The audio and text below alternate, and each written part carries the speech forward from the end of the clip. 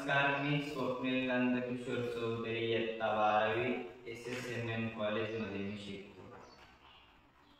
नमस्कार, माझं नाव उमेश शंकर चव्हाण. मी इयत्ता 12वी SSMM कॉलेजमध्ये शिकतो. आज माझा विषय आहे single cell protein. Single cell protein म्हणजे काय?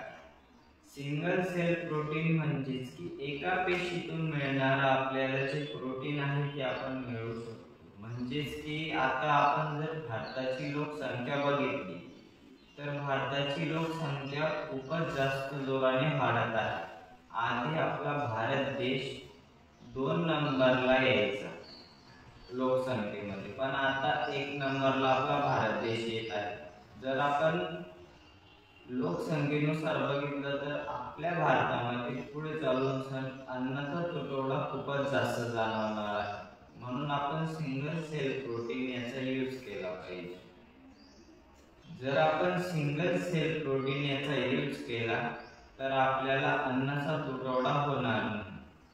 आणि बरेचसे लोक जर आपण आता बघितले तर भारताची अर्धी संख्या ही नॉन व्हेजिटेरियन होऊन गेलेली आहे. म्हणजेच की ती शाकाहारी मधून मांसाहारीकडे वळत आहे. जर आपण त्याचा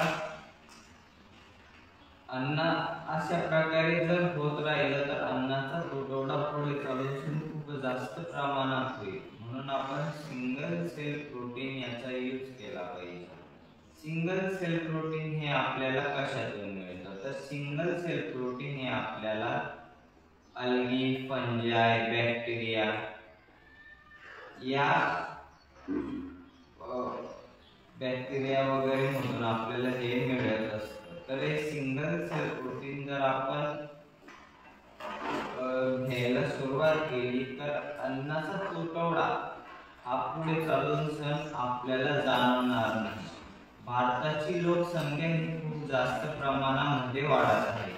म्हणून जर आपण सिंगल सेल प्रोटीन याचा यूज करायला हवा, म्हणजेच की आपल्या जे पुढच्या येणाऱ्या जनरेशनला याचा अन्नाचा तुटवडा जाणवणार नाही. आणि हे सिंगल सेल जे प्रोटीन आहे हे खूप आपल्याला फक्त प्रोटीनच नाही देत, तर सिंगल सेल आपल्याला मिनरल्स, वॉटर,